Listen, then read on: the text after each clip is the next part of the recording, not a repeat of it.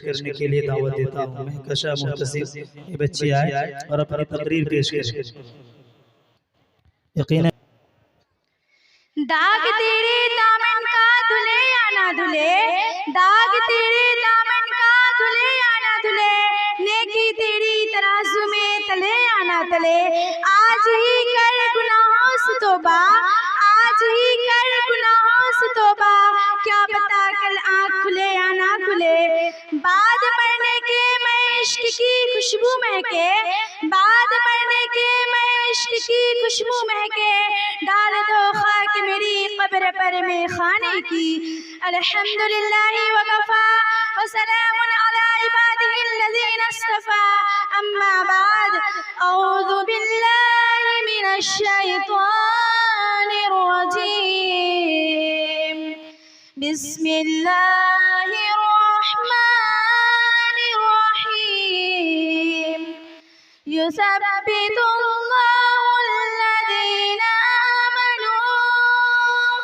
بقول الثابت في الحياة الدنيا وفي الآخرة، صدق اللہ العظیم۔ محترم استاذ کرام، عزیز بھائی اور پیاری بہنوں، السلام علیکم ورحمۃ اللہ وبرکاتہ۔ ہم دنیا میں بھیجے گئے ہیں ایک وقت مقرر کے لیے، اجل اللہ اذا جاء لا یؤخر، بے شک جب اللہ کا مقررہ وعدہ آ جائے گا تو ٹل نہیں سکتا، کل نفس ذائقۃ الموت، ہر جاندار موت کا مزہ چکھنے والا ہوگا، جو بھی دنیا میں آئے گا اس کو یہاں سے جانا ہی پڑے گا، دنیا ہمیشہ رہنے کی جگہ نہیں ہے، چند روز زندگی ہے، جو کچھ یہاں کریں گے مرنے کے بعد اس کا حساب دینا پڑے گا، اس لیے ہم جو کچھ کریں سوچ سمجھ کر کریں اور ہر وقت آخرت کی فکر کریں، تاکہ ہم کو مرنے کے بعد اللہ تعالیٰ کی رضا اور خوشنودی حاصل ہو۔ حضرت ابو ہریرہ رضی اللہ عنہ فرماتے ہیں کہ رسول اللہ صلی اللہ علیہ وسلم نے ارشاد فرمایا کہ بلا شبہ مردہ اپنی قبر میں پہنچ کر بے خوف اور با اطمینان بیٹھتا ہے، پھر اس سے سوال ہوتا ہے کہ تو دنیا میں کس دین میں تھا، وہ جواب دیتا ہے کہ میں اسلام میں تھا، پھر اس سے سوال ہوتا ہے کہ تیرے عقیدے میں یہ کون ہے جو تمہارے طرف بھیجے گئے، وہ جواب دیتا ہے کہ محمد رسول اللہ صلی اللہ علیہ وسلم ہے جو ہمارے پاس اللہ کے پاس سے کھلے کھلے معجزے لے کر آئے، سو ہم نے ان کی تصدیق کی۔ پھر اس سے پوچھا جاتا ہے کہ کیا تو نے اللہ کو دیکھا ہے، وہ جواب دیتا ہے کہ دنیا میں کوئی بھی آدمی اللہ کو دیکھ نہیں سکتا، تو پھر میں کیسے دیکھ لیتا؟ پھر اس کے سامنے دوزخ کی طرف ایک روشن دان کھولا جاتا ہے، جس کے ذریعے وہ دوزخ کو دیکھتا ہے کہ آگ کے انگارے آپس میں ایک دوسرے کو کھائے جاتے ہیں۔ جب وہ دوزخ کا منظر دیکھ لیتے ہیں تو اس سے کہتے ہیں کہ دیکھ اللہ تعالیٰ نے تجھے کس مصیبت سے بچایا۔ پھر اس کے سامنے جنت کی طرف ایک روشن دان کھولا جاتا ہے، جس کے ذریعے وہ جنت کی رونق اور جنت کے اندر کی دوسری چیزیں دیکھ لیتا ہے۔ پھر اس سے کہا جاتا ہے کہ یہ جنت تیرا ٹھکانہ ہے، تو یقین ہی پر زندہ رہا اور تجھے یقین ہی پر موت آئی اور تو قیامت کے روز قبر سے یقین ہی پر اٹھایا جائے گا۔ پھر فرمایا کہ نافرمان آدمی خوف زدہ اور گھبرایا ہوا اپنی قبر میں بیٹھتا ہے، پھر اس سے سوال ہوتا ہے کہ تو دنیا میں کس دین میں تھا، وہ جواب دیتا ہے کہ مجھے پتا نہیں۔ پھر اس حضور نبی کریم صلی اللہ علیہ وسلم کے متعلق سوال ہوتا ہے کہ تیرے عقیدے میں یہ کون ہے، وہ جواب دیتا ہے کہ میں نے بھی وہی کہا جو اور لوگوں نے کہا۔ پھر اس کے سامنے جنت کی طرف ایک روشن دان کھولا جاتا ہے، جس کے ذریعے وہ جنت کی رونق اور جنت کے اندر کی دوسری چیزیں دیکھ لیتا ہے۔ پھر اس سے کہا جاتا ہے کہ دیکھ تو نے خدا کی نافرمانی کی تھی، خدا نے تجھے کس نعمت سے محروم کیا۔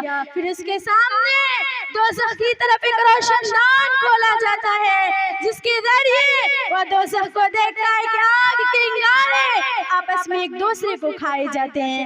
پھر اس سے کہا جاتا ہے کہ یہ دوزخ تیرا ٹھکانہ ہے، تو शक ही पर जिंदा रहा और तुझे शक ही पर मौत आई और तू क़यामत के रोज कब्र से शक ही पर उठा जाएगा। मौत से किसको रुस्तगारी होगी, मौत से किसको रुस्तगारी होगी, आज वो कल हमारी भी बारी होगी। हजरत अबू हुरैरा रज़ी अल्लाहु अन्हु फरमाते हैं कि रसूलुल्लाह सल्लल्लाहु अलैहि वसल्लम ने इरशाद फरमाया कि जब मैयत को कब्र में रख दिया जाता है तो इसके पास दो फरिश्ते आते हैं जिनका रंग सियाह और आंखें नीली होती है, जिनमें से एक को मुनकिर और दूसरे को नकीर कहा जाता है। वह दोनों उससे पूछते हैं कि तू क्या कहता है उन साहब के बारे में जो तुम्हारे तरफ भेजे गए। वह अगर मोमीन है तो वह जवाब देता है कि वह अल्लाह के बंदे और उसके रसूल हैं।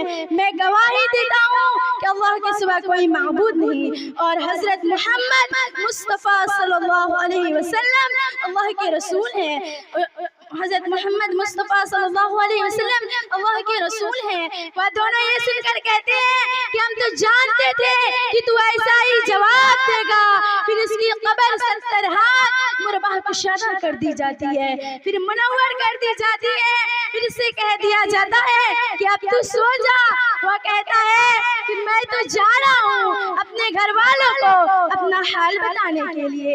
वह कहता है यहाँ आकर जाने का कोई कानून नहीं है, अब तू सो जा जैसे कि दुल्हन सोती है, जैसे कि उनके शौहर के सिवा कोई नहीं उठा सकता, लिहाजा वह आराम से कब्र में रहता है और क़यामत के दिन अल्लाह ताला उसे उस जगह से उठाएंगे। और अगर मरने वाला मुनाफिक या काफिर होता है तो वह मुनकिर नकीर को जवाब देता है कि मैंने जो लोगों से कहती सुना वही किया, अब मैं उससे ज्यादा नहीं जानता हूँ। वह दोनों कहते हैं कि हम तो खूब जानते थे कि तू ऐसा ही जवाब देगा। फिर जमीन से कह दिया जाता है कि इसको भींच दे और चुनांच जमीन इसको भींच देती है, जिसकी वजह से इधर की पसलियां उधर चली जाती है और वो कब्र के अंदर अजाब में ही रहता है। और क़यामत के दिन अल्लाह ताला इसे इस जगह से उठाएंगे। इन हदीस से मालूम हुआ कि ईमान वाले आले मुतमईन होंगे, होश व हवास सालीम रहेंगे, हत्ता कि इनको नमाज का ध्यान होगा मगर फरिश्तों के सवालों के जवाब देने में बेखौफ होंगे।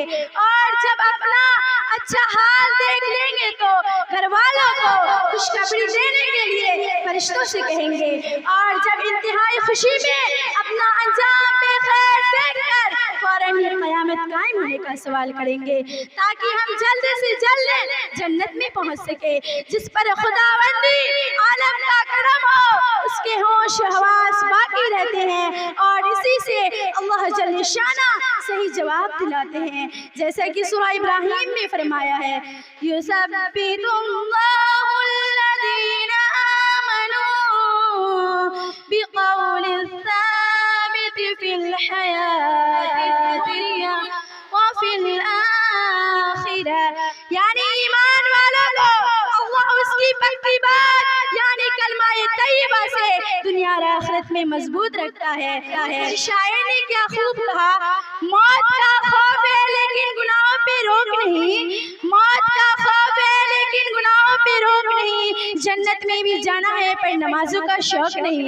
हजरत उमर रज़ी अल्लाहु अन्हु से रसूलुल्लाह सल्लल्लाहु अलैहि वसल्लम ने इरशाद फरमाया कि ए उमर रज़ी अल्लाहु अन्हु उस वक्त तुम्हारा क्या हाल होगा जबकि लोग तुमको कब्र में रखकर और मिट्टी डालकर चले आएंगे, फिर तुम्हारे पास कब्र के यानी मुम्तहीन इम्तिहान लेने वाले आएंगे जिनकी आवाज सख्त गर्ज की तरह होगी, जिनकी आंखें नजर चक लेने वाली बिजली की तरह होगी। सो वह तुमको हिला डालेंगे और हुक्मान गुफ्तगू सवाल करेंगे, तो बताओ उस वक्त तुम्हारा क्या हाल होगा।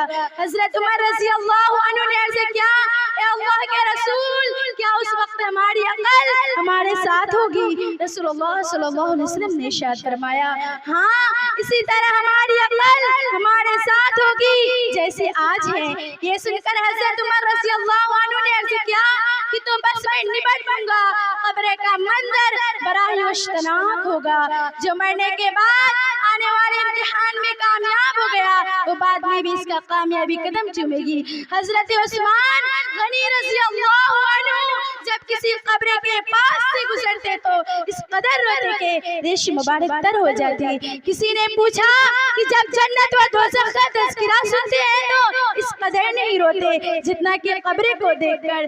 تو حضرت عثمان غنی رضی اللہ عنہ نے عرض کیا کہ قبر آخرت کی منزلوں میں سے سب سے پہلی منزل ہے، جو یہاں کامیاب ہو گیا وہ بعد میں بھی کامیاب رہے گا، یعنی دنیا میں جیسے زندگی گزارے گا آخرت میں ویسا ہی بدلہ ملے گا۔